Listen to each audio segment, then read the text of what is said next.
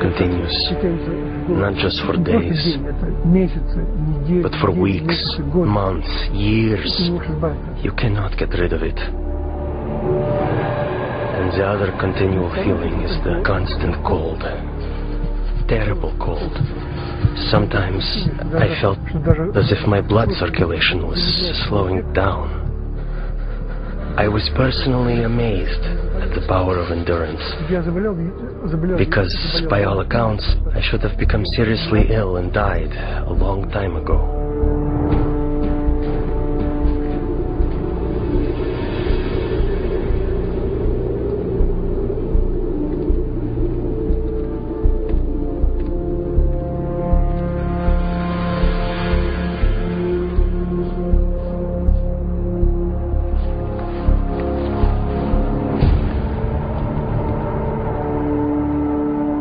One night, I was thrown into a cell with a broken window. The KGB was determined to do an experiment and freeze me. Later they would say he broke the window in the cell and died of cold. I felt despair. I thought to myself, has God really left me? Am I really forgotten and neglected?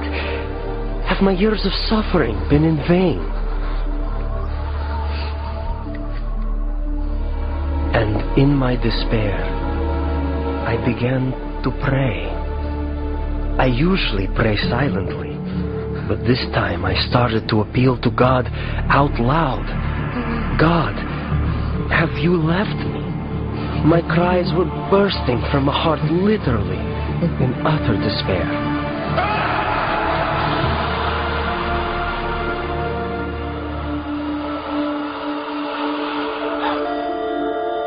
One night I had a dream. In my dream, I was told to pray for Alexander.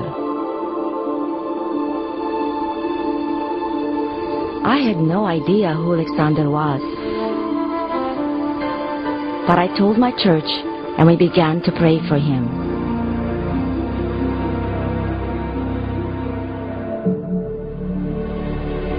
And right then, I suddenly felt a palpable physical warmth.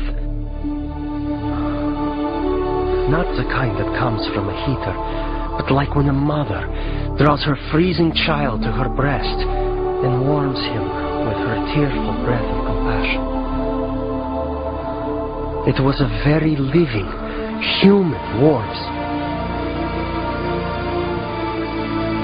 It penetrates you as if piercing you to the heart. And inside your heart, a spring opens up, out of which flows peace. A wonderful, magnificent, soothing peace.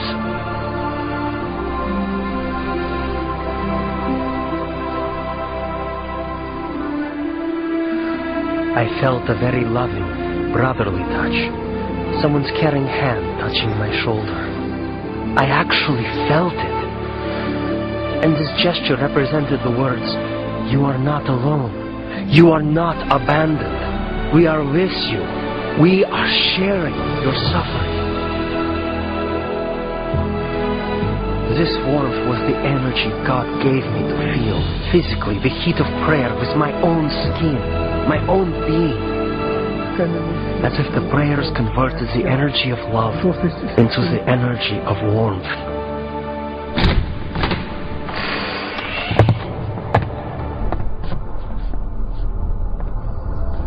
In the morning, it was a shock to my executioners. They couldn't understand. I wasn't simply alive, but my temperature was the same as that of a normal person.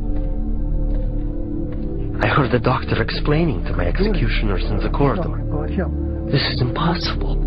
We can't explain it." About 6 months later, we received a letter from Open Doors to pray for Alexander. And we finally found out who this Alexander was. We had been praying for 6 months without knowing anything about him.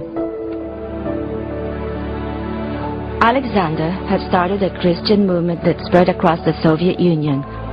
For this crime against the state, he was imprisoned to a labor camp in northern Siberia. the death sentence zone. It so happened that many people began praying for me.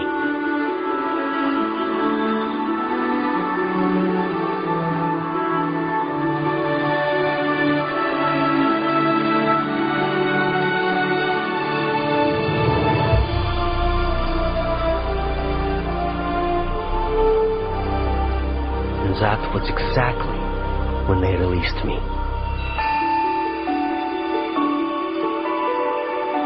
Prayer opened the prison doors, and as the gospel affirms, set the captives free.